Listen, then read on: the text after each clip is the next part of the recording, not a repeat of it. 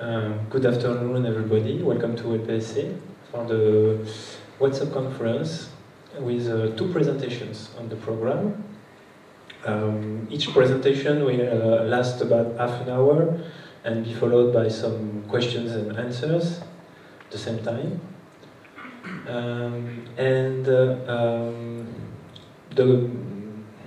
This conference, with the help of experts here present, so Jean-Marie Loiseau, Hervé Niffnecker, and Jacques Trainer, who arrived from Paris this morning, will be given by these students over there of the AMIN Master. So I should give the floor to them soon. As a very small forward, I just would like to show you first the IPCC synthesis report. IPCC is for Intergovernmental Panel on Climate Change. And the aim of this conference is to explain as clearly as possible their main statements.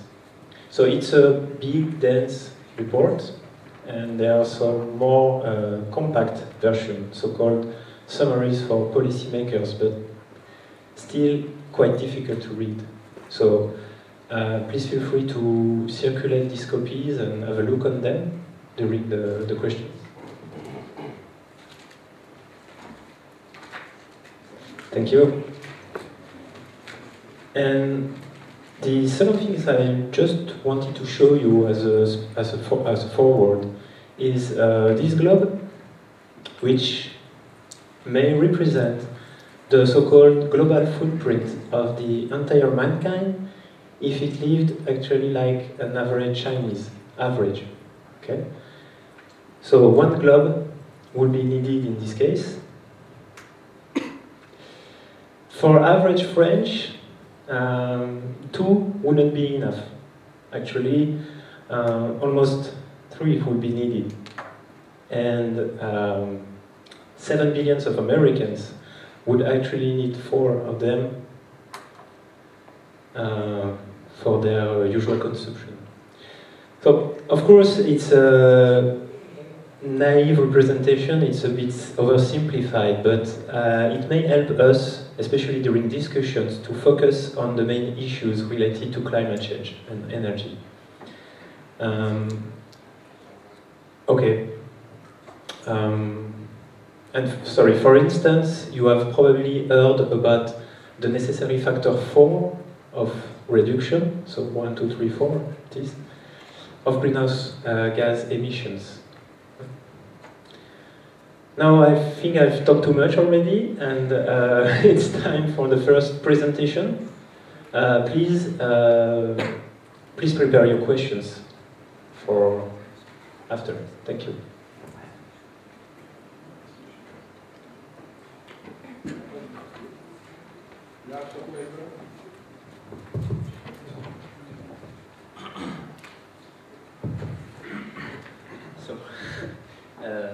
Good morning and welcome everybody to this fantastic occasion to talk about one of the most discussed and interesting thing ever, the climate change. But first of all, we have to present. So, who we are? We are EMINE students, part of the EMINE program and part of the manual program, but all of us came from ILP Felma University. And our aim of today is to present in an efficient and clear way the result of the latest report, the synthesis report of IPCC. We have also had the help of our scientific experts, so Jacques Trainer, so Jean-Marie Loiseau, our lovely Alexis Moutin, and Hervé Niffnecker. And so, in this presentation, we want to present only the true facts and the truth data. So we want to be really factual. And the presentation will be done in two parts. The first part focused on the causes and the changes observed in our planet Earth. And the second part is focused on the theme of impacts, risks, and mitigation. But now let's focus on the main role of IPCC. Who is IPCC? Is an institution that was born in 1988, and its main objective is to present and to present in an interesting way the most scientific and socio-economical and technical data and information. IPCC was created under the auspices of United Nations, but United Nations as we promote also the Conference of Parties, COP21, in Paris from the 30th of November to the 11th of December in Paris.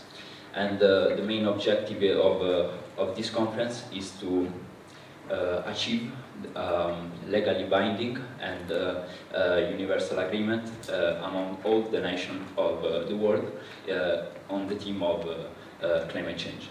So now I pass the ball to Vincent. Hi. So just to start with this presentation, I will give you some key points, some key tools to better understand what is the logic of this IPCC report. So to start, here's like a basic definition of what is the climate. This definition is provided by the IPCC. And so in the very first sentence, what we can read is that this is the average weathers over a period of time ranging from months to thousands or millions of years. So here, maybe an interesting point is that actually the way we look at climate depends on the time scale we look at. Meaning that, for instance, the time scale of ice age is not at all the time scale of the seasons.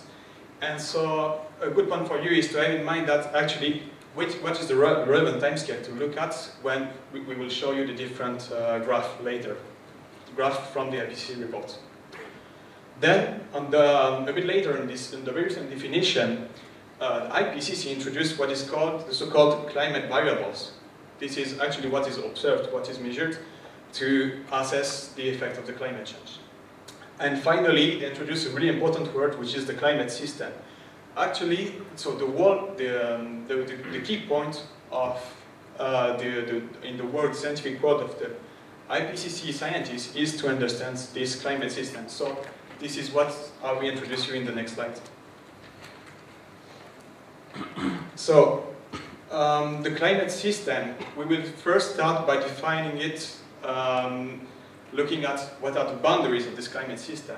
So this climate system actually interacts with two things. With first the outer space. In that case, we can see that the radiation from the sun is an influence, but also from the inner part of the Earth inside. And this is the key feature that you should have in mind about this climate system. This is a dynamic system. That means that for the output of a given input is not always a fixed value, say like this. And so the property of dynamic system is that they have a memory of the events that happened in the past. And the general behavior of the climate systems depends on both past events but also current events. And to better understand this, we should go through the subsystem of this climate system. Basically, there are 5 subsystems. So the atmosphere, the cryosphere, which is comprised of the sea ice, but also the land, the hydrosphere, the river, the lakes, and the biomass, including, the biosphere, including the biomass and the human influences. So human influences, this is where the anthropogenic forcing terms come from. All these subsystems are actually also dynamic systems. That's the difficulty of all the understanding of this, of the global behavior of the climate change. And the other tricky part is that this is they have a synergistic behavior, meaning that the global behavior of the climate system is not simply the sum of the behavior of every subsystem. This is this interaction is synergetic. And as we can see on this slide, actually, all the subsystems are interconnected. They have feedbacks between one another. So there is a coupling between the ice and the atmosphere. There is a coupling between the biomass, for instance, and the composition of the air. And so this is the main difficulty in understanding the behavior, this climate system. And so the main point for the scientists now is to provide models to predict what could be a possible behavior of this climate system. And here is like a basic example of why it is necessary to predict this behavior. In that case, this is the case of El Niño, which is a climate phenomena which happens twice a decade, for instance, but for which the predictability is still under discussion. And this phenomena actually leads to a warm-up of the water at the border of the Peruvian and the Ecuadorian coast. And this warm-up of the water induces some destruction of the ecosystem and also the fishing activities. So it has both consequences on the ecosystem, but also on the economy, on the local economy of the American Southeast countries. So far we have understood we have understood 3 points. That the climate system is a problem for scientists. I mean, the difficulty now is still to understand what's the global behavior of this climate system. Then also with this example of the El Niño phenomena, there is a urge to improve the modelization of this system because it affects both human economies and also natural ecosystems. So we are interested in modeling this climate system for basically 3 reasons. First, to better understand what is the stability of our climate system. We live in this climate system. Also to compute what is the sensitivity of this climate system to several inputs, including the anthropogenic forcings, the effect of the human. And also to have a better idea of how to mitigate the evolution of, a negative evolution of this climate system. Of course, all these models, the reliability of these models are based on their matching with the events in the past. But still, there are some discrepancies, especially regarding the precipitation, and the mesh has to be improved, with time. Right now, it's between 100 kilometers to 500 kilometers for the less accurate models. And so, as IPCC explicitly mentions, we should look at these models in a critical manner. But this doesn't leave room for skepticism about climate because, and that's the strength of the IPCC report that will be presented now, all the IPCC report is based on factual observations, and also regarding the simulation and the modeling, there has been a huge effort to provide an assessment on the uncertainty. So all the things we present to you now is facts and modelization with high probability to occur. So now we leave the place to Cayetano. Thank you. Thank you, Vincent.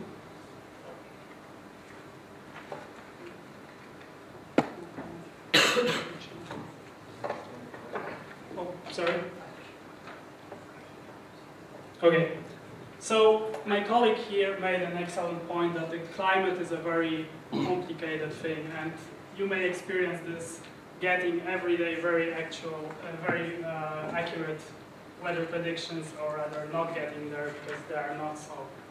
So who are we to say that we have a climate change in that short time? We only had available tools for very short time, only for just over a century, to be able to measure everything and look at it. So we have a data for just over 100 years. Okay. Okay, sorry. So we have temperature data for just over 100 years, but this is on the geological scale, this is a very short time. So we may say that there is some trend here. We can confirm this data looking at other data, but this is not, that there is no fault in our temperature measurements. And just to note, these are the numbers, and this is the overall global raise from 1950s. So this is the 0.0. And you may think that 0.6 it's very little, but actually, if we look globally at this data, we see that there are places in Earth when there is lower variability, and the places when there is higher. So actually, what we experience is much higher changes in temperatures. So we can confirm this data looking at other things like sea ice extent. So again, looking at the y-axis, don't be frightened because it's not like every summer half of the ice is disappearing. It's just that this is the surface and not the volume. So we are not all swimming here. This is just the surface area. And again,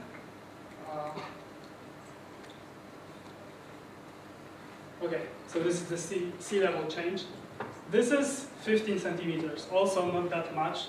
But that slide actually reveals a very sad truth of incoming Paris talks, that the most dire pleas will be made by island countries because they are facing extinction by flooding. Most of the islands in the world have about a meter or a meter and a half margin to being flooded. So 15 centimeters may seem small to you, but especially not to them. And you will see later that these changes could accelerate. Okay, so we made to this point. It's still only 100 or a little bit more than 100 years. So we had an example of El Nino, which has a cycle of around 5–10 years. So why couldn't there be a cycle of 100 years, of 100,000 years? How can we check that? We haven't had any scientists who were back then who could give us temperature reports, but we have other tools to check this, and this is actually after seeing these changes. This is what scientists did, and it's included in the IPCC report. So this is 400,000 years, the CO2 equivalent concentration in the atmosphere. This is quite easy to check because we just look for air bubbles in the ice on different depths, and we can determine what was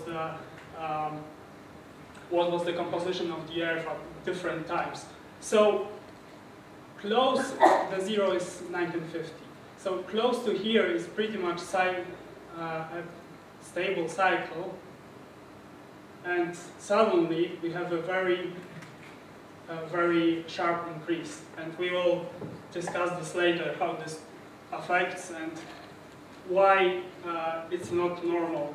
What is the human contribution, which Błażej will tell you about.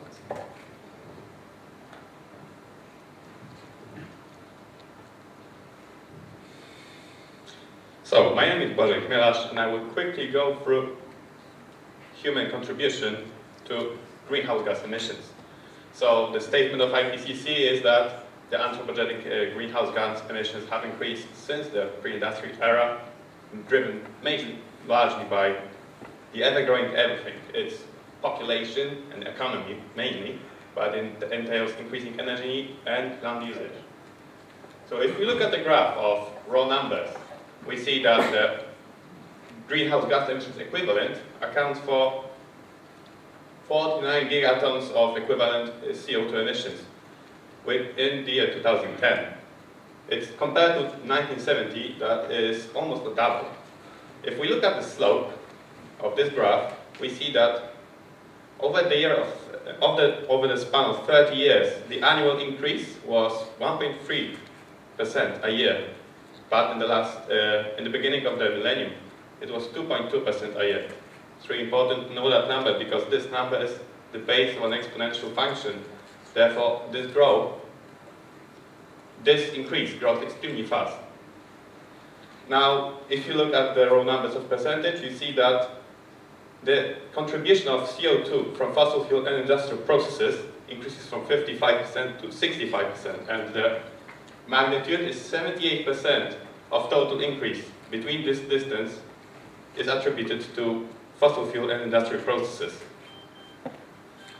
If we look at the fact that within those 40 years we have produced half as much CO2 equivalent as within the last 250 years, then you understand the problem that this number is not going to stop quickly.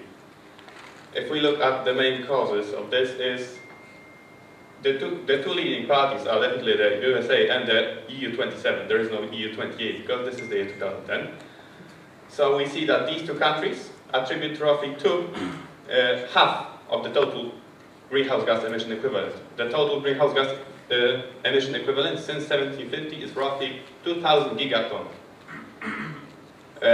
If we include China, we see that this accounts to over 60%, but this trend is changing very rapidly as China accelerates greatly in CO2 emissions. Since 2000, China has more than doubled its CO2 emission annual.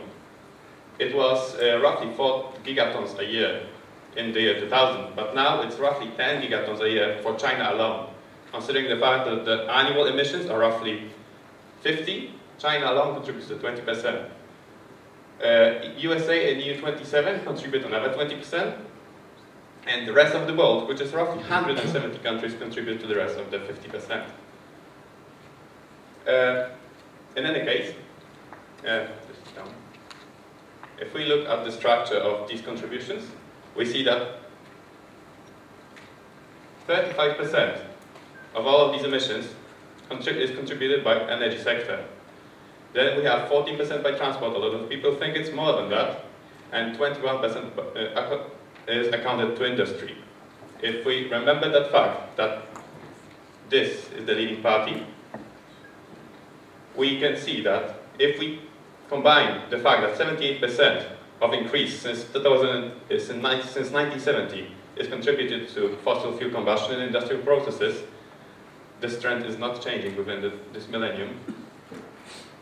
And the fact that energy sector is the most important sector when it comes to emissions, we see that, first of all, the energy use and carbon emissions are related to population, economic activity, efficiency of energy production, and energy sources that we use.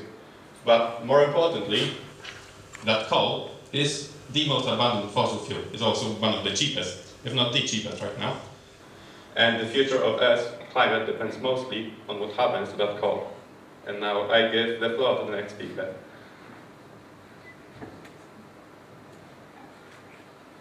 Thank you.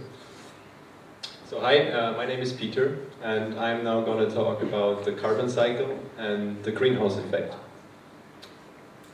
So when I skipped through this IPCC report, I found a very nice picture, which you can see here on the right, which shows the carbon cycle.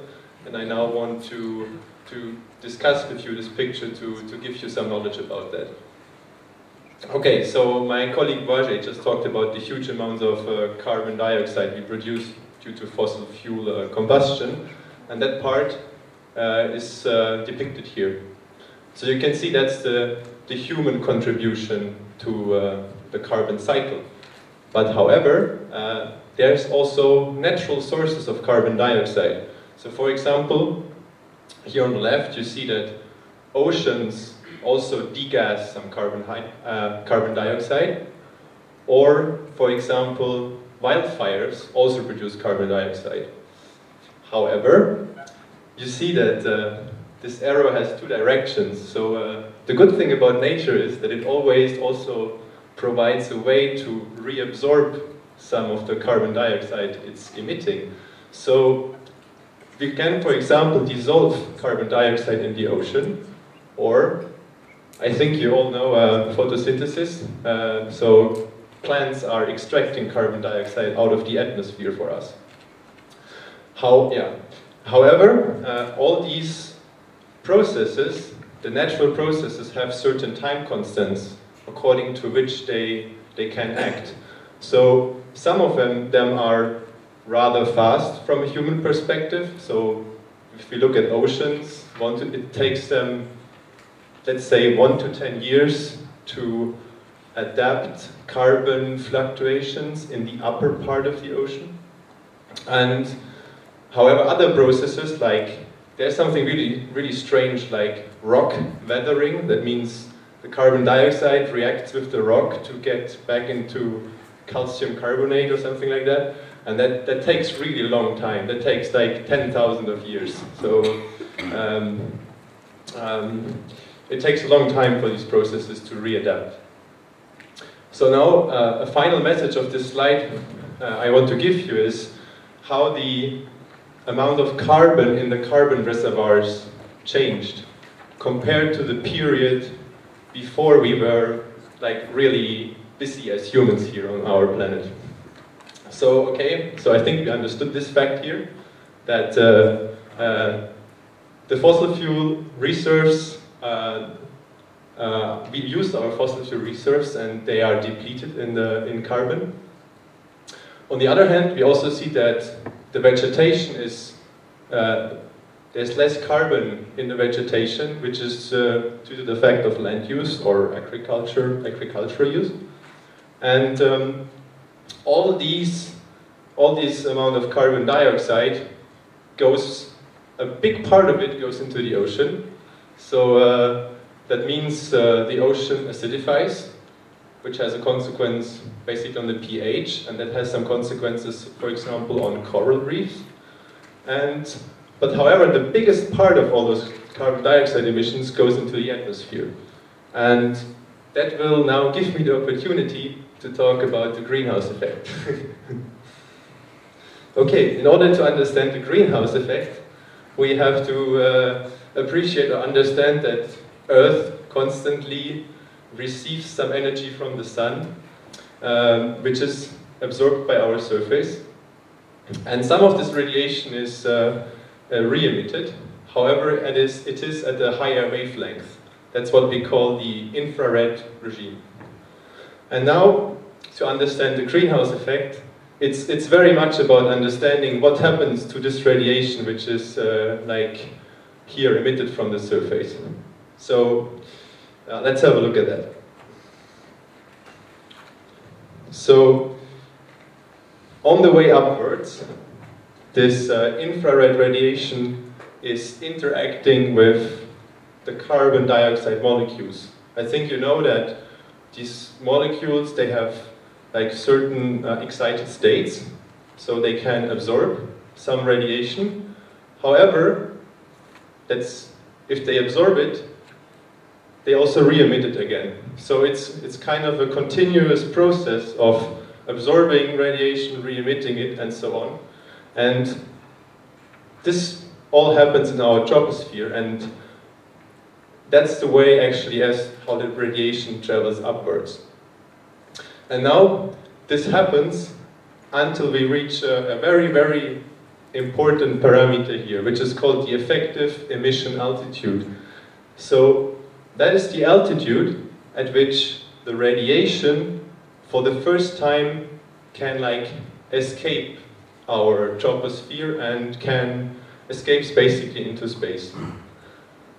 And the amount of energy connected to this escaping radiation is a very strong function of the temperature at this altitude. Okay, so now that's the normal effect, normal greenhouse effect, from which we also benefit, because that's kind of also how we can live on our planet here. But now we have to look at what's happening to these parameters if the amount of carbon dioxide is increased in the atmosphere. So if we increase the amount of carbon dioxide, what basically happens is that this radiation cannot, the average travel length of this radiation is reduced. And I try to show you that by reducing the circles. So you see that this continuous process of absorbing and re-emitting is now happening on like more frequently, and this has an effect on the emission altitude. So actually, if you look, it's a simplification of course, but if you look at the last circle, we would say that now the effective emission altitude is basically here. So that's the point where the radiation for the first time can escape our planet. However, now comes the important point. At this new altitude, the temperature is lower. So if you go up in the troposphere, temperature just gets lower. And I just said before that the energy connected to this radiation is like a very strong function of the temperature.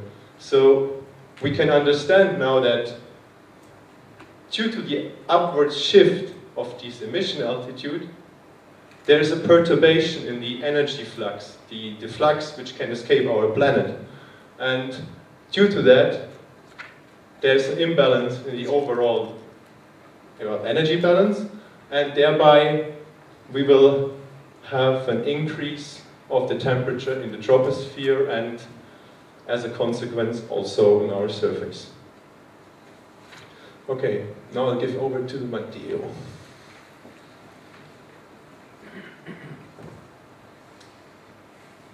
So good afternoon, I'm Matteo. So let's go back to the IPCC for a moment.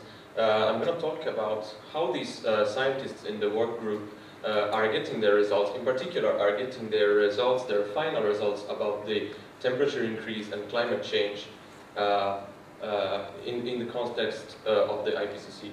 So what they are doing, as well as analyzing these immense databases of measurements that we have on the climate for the last decades, they are also, as Vincent already mentioned, running models. Models have to be multi-physics models, because as we have seen, the climate and the Earth is a complex system, so you need to run these models with all the variables at play, with all the correlations taken into account. So the purposes of this is both to do forecasts regarding future changes in the climate, and also to identify and quantify the anthropogenic causes.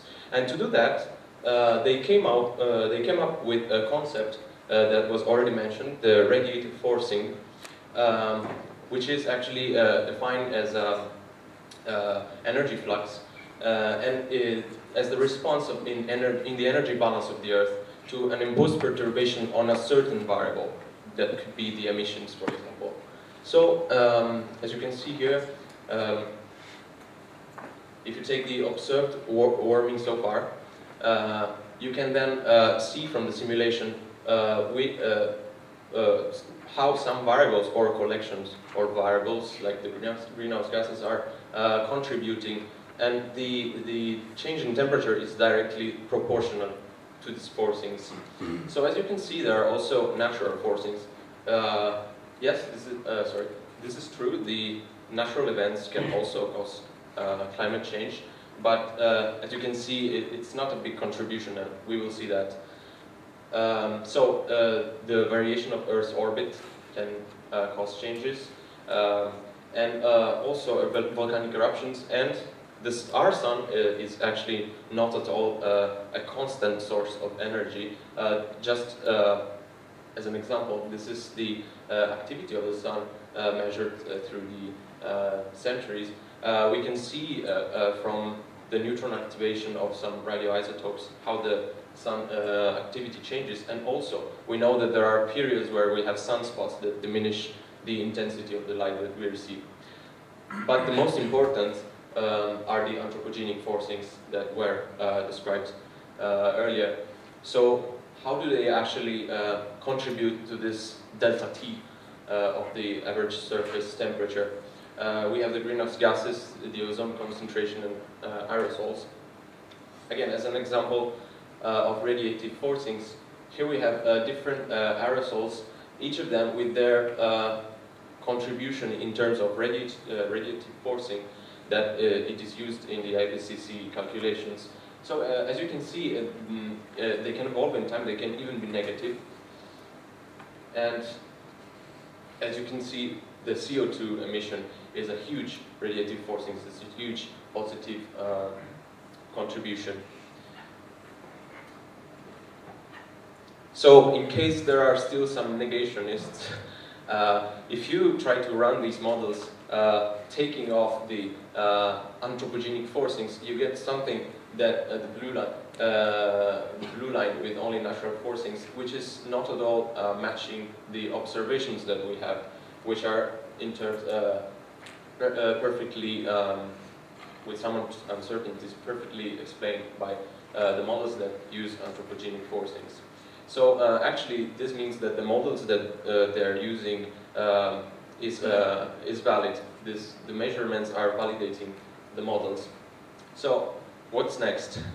As an anticipation for the next group, I will show you how the IPCC is forecasting the future. So how can we predict the future? The multi-physics models can predict how a physical system will evolve. But there is one thing that they cannot predict, and it is the political choices that we will make in the following decades. So what they did was to come up with 4 scenarios, from best case scenarios to worst case scenarios, and in particular each of them corresponds to a certain time in history, in the future history, where we will have the peak in emission rate. So, as you can see, the first one, I'm afraid we are already off that, because we are not at the peak. So, they run the simulation taking into account this for each scenarios. Oh yeah, this is the explanation. For each of them, you see the peak at a certain time in the following decade, following century, sorry. So, what they got was this very famous +2 degrees, around which the 2 intermediate scenarios seem to agree. These are values averaged in the last around 20 years of the century. And in the worst case scenarios, we might even end up with a with a +4 degree in average surface temperature. So here's the temperature, here's the mean sea level. That kinds of agrees that we will end up with +0.5. The next group will talk about how all these outcomes will affect other realities such as economy and social. And you can also see that from the models they can actually tell approximately within a certain uncertainty where these effects will hit the worst. So in the worst case, RCP 8.5, we might even have peaks of +11 degrees in the Arctic areas. And regarding precipitation, we can have +50%. This is the Niño area. Still, remember that there are some uncertainties, especially as Vincent said, regarding precipitation forecasts, because that's the most tricky part of this complex system. It's almost chaotic.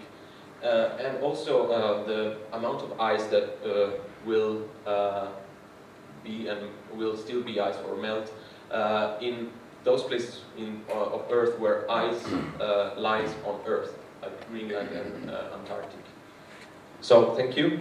Now we are approaching the conclusion. So, at the end of this part of changes and causes, the conclusions are quite obvious, I think, because well, the warming of the climate system is unequivocal, and the principal causes of this warming is human action. And among all these human actions, the one that really contributes and is really predominant to this variation of climate is the GHG emissions, so greenhouse effects and so on. I think that that's all. So if you have questions, it's the moment. So I do get that GHG emissions have increased, but how do you prove that this is linked to the rise of temperature? I mean, we have no data from before Jesus Christ, for example. So how do you prove that there is not a climate cycle and the temperature is rising every 10,000 years, for example, and that this is just the same thing over and over again?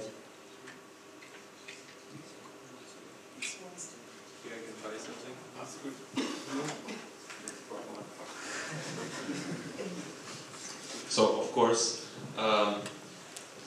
here's the thing. These are scientific results. As I said, they took the simulations, they ran it, and they were matching the observations. So this IPCC is the most globally accepted scientific and validated report that there is about climate change. So of course there are other theories, but sometimes they come up to be just opinions. So it's not about religiously believing in something. This is just the data that we are showing off. So I don't know, what are your, you heard of other explanations to the climate change apart from this specific, okay, there can be cycles? Yeah, so that's what I heard, like there was cycle. It's just, I do believe in climate change, and it is because we are doing like human activity that is increasing the GHG emission. But I'm curious about this theory, and I would wonder if you had any answer about this, because when you read it, it seems like it could be possible. Of course, since the natural forcings exist, as we've seen, it is possible that in the past, when there were these cycles, like the ice ages, the natural forcings were at play, were having their effects, and maybe it would be even possible to run the simulations with these natural forcings if we had enough data to compare. But what this match between the simulations and the measurement is clearly not really related to the natural forcings, which in other periods of the history of the Earth may have caused the cycles. As shown on the previous slides, you were talking about 400,000 of data backwards in time. Actually, it's a bit more. It's almost 1 billion years back in time. Partly thanks to data collected by lab from Grenoble, Glaciology Lab, and Claude Lorius has a movie on him getting out recently. So there are a huge amount of data on natural forcings, and what Matteo said is that it's largely enough to prove the anthropogenic contribution. Maybe I can add a word. Science is not made with facts, but with explanations. So you need explanations to what you observe. And for these million years past, we have explanations in terms of the change in the parameters of the Earth orbit around the Sun. So we understand the kind of periodicity that you have. It's 20,000 years, 40,000 years, 100,000 years, and then you understand what you observe. For the greenhouse effect, we do have an understanding also, and the key point, I think, is the rate of increase of the CO2. The rate is very, you can see, it's not geological time, it's a very fast time.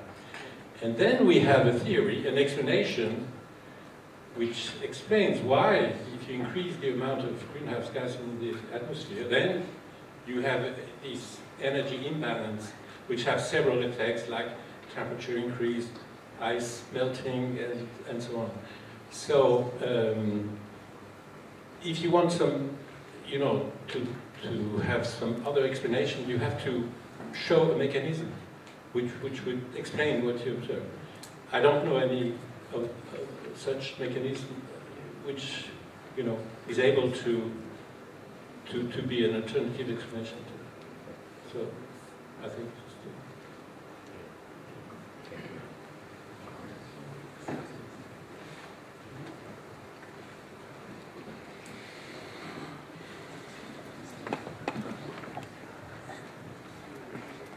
just to build your models, you have to always compare the radiative forcing of the various greenhouse gas effects in the atmosphere.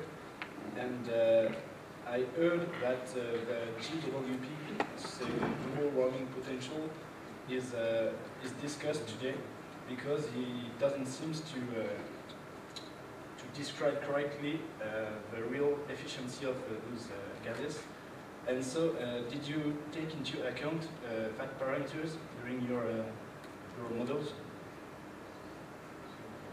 That's not ours.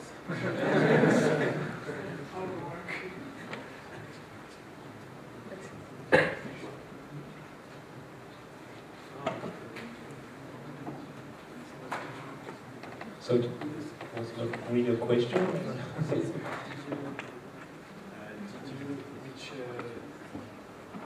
How did you compare the different radiative forces of the various gases? Did you use GWP or another? This discrepancy that you're talking about, what is it exactly like? Is it something that came up recently? Yeah, quite recently. Okay.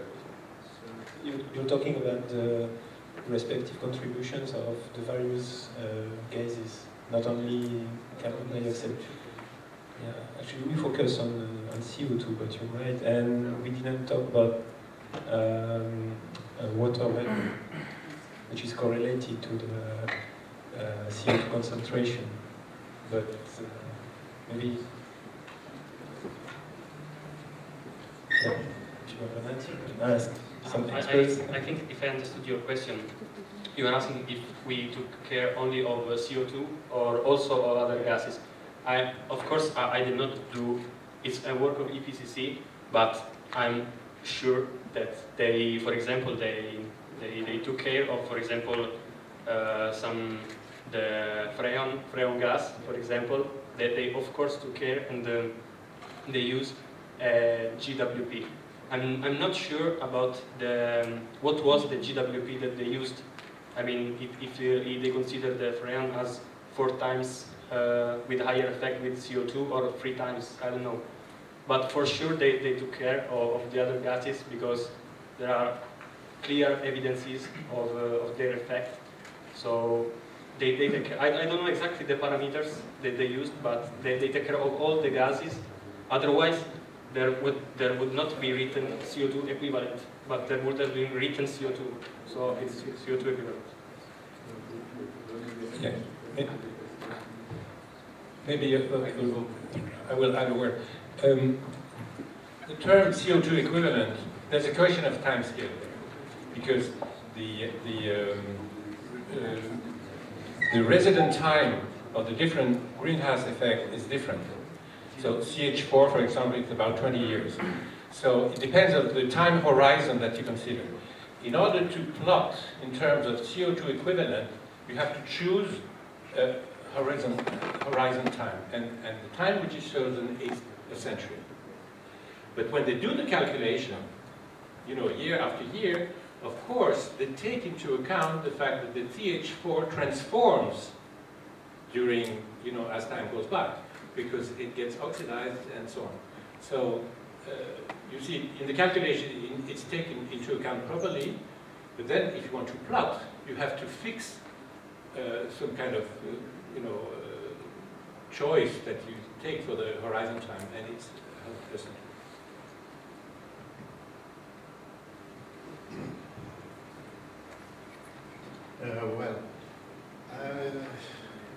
This discussion is not satisfying me completely. I would like to say something. I am not convinced at 100% that the explanation, the actual explanation is true. But at 80% only. What for? 80% only. Because I think there is something which will bother me, is there is no simple explanation who can be exposed here, for example, where we would physically understand the warming. It's always say, well, this is a very complicated simulation, and you have to take a lot of contribution, take into account a lot of contribution and so on. So I think it's, well, we have to do something. 80%, I'm convinced we have to do something. But there is still 20% non-satisfaction about the explanation, the way it's exposed to the public. Because the main problem is that it's not completely convincing, and so we have to think about that. It's not a small problem, it's a problem which has to be taken by all the world, by more than 80% of the 80% of the emission. So I think it's an important aspect. Thank you, Jean-Marie. I've seen that Jacques was not completely agree, maybe a bit surprised that 80% is quite okay. I believe one should really separate what is called a greenhouse effect, which finally is a very simple effect, and what we observe in the atmosphere. That's it's a very difficult and much more elaborated question. The greenhouse effect is what was said, is that to some extent, you know, just because the emission increases and therefore the temperature decreases when it's emission. But then the problem is, and this was not clear in what you said, most of the infrared, which are scattered, they go back to the soil and the ocean. And this was not clear in what you said. So it's really that instead of having only the sun heating the ground, we also have this infrared. If you do some, you know that, if you do some skiing, you know very well that when there are clouds, the snow doesn't freeze. So you have, this is typically a greenhouse effect, not by CO2, mostly from water. Water is a very powerful greenhouse. So then you can say the amount of heat which every year increases to the Earth, to the Earth system, not only atmosphere, but also ocean and also crust. And in the IPCC, I think it's a very important thing to say. 93% of the increased heat is going into the ocean. And then 3% is going into the cryosphere that is melting ice and so on. And 3% by, that's what is in the IPCC, so it can be discussed for fraction, but 3% for heating directly the ground. And only 1% in the atmosphere. So, I mean, you cannot make directly the connection between what we feel, you know, in the atmosphere and what is the greenhouse effect for the total system. So there, of course, then there is a difficult problem, is how does this additional heat goes into the different sectors? So, for example, you did not mention that, but in the IPCC program, now it's changing, you know, year after year, but in the IPCC, it was said there is a pause in the increase of atmospheric temperature since 1998. So since that time, and you can check that there is still increase, but it's 4 times less than before. So you have to explain that. We have to explain that. And there are many explanations, and it's nothing. We have been working on melting point. You did not mention that, but since that time, the rate of melting of the Greenland has increased very much. So this is an example. And so it means that the uncertainty is not in the greenhouse effect, but how it is separated between the different sectors. Yeah, thank you, Hervé. I think we all agree not to give some weight to skepticism, but it's more about scientific precautions that we are discussing right now. And about the 1988 flat period, I think there are some kind of average effects that... It is in the IPCC. Yeah, okay, you're right. So now people have tried to find different explanations. Some say that after all the temperature was not measured correctly, and I think it is true, it's very serious, because if it is not seriously measured, then you can ask many questions. Other people who are, I think, more serious, they say that the increase of heat transfer to the ocean, and especially the deep ocean, and some people say, like we say, that it's mostly ice melting. What is the difference? Thank you. Maybe just to sum up before another question, it would be something like there is clear evidence about climate change, not that the name has shifted from global warming to climate change, so there's other discussion, but still it's quite a complicated business and multi-physics modeling that we're talking about. Yeah, Peter? Yeah. Hi, thanks for the presentation first. I have a question, I think it's on the slide 45, I'm not sure. It's about like different contribution to observe surface temperature change. There, like, I'm not sure to like really understand the graph. And it's over there. Yep, thanks. The third row, it's about like other anthropogenic forcings that reduce the temperature. Can you like explain this, maybe? Or not? Well, no. Okay. Well, these lines are by diesel and so on. So this is nanoscopic particles which have the effect to reflect more of the sun. You see the graph. There was a graph about the aerosols that actually can give out negative levels. And I have just a quick question as well. Does like deforestation is taken into account for like greenhouse gases? I mean, if you remove a large part of forest, you obviously reduce the CO2 absorption. And is this taken? About the negative component here, this is the origin of one of these geoengineering schemes that you might have heard of. I mean, people say, okay, we changed the climate, so in one way, so let it make it change in the other way. And one of the craziest thing I've heard, and probably you read about that, is precisely to send in the stratosphere sulfate to form little droplets of sulfuric acid, which reflects back part of the solar radiation. And so, of course, if it's reflected back, it doesn't come to the surface, and so it's a cooling effect. So this is it's not that, of course. We're not doing that, but we do send aerosols in the atmosphere due to the industrial activity and different kind of things. So it's there. Thank you. And this crazy idea, I think, has been emitted, if I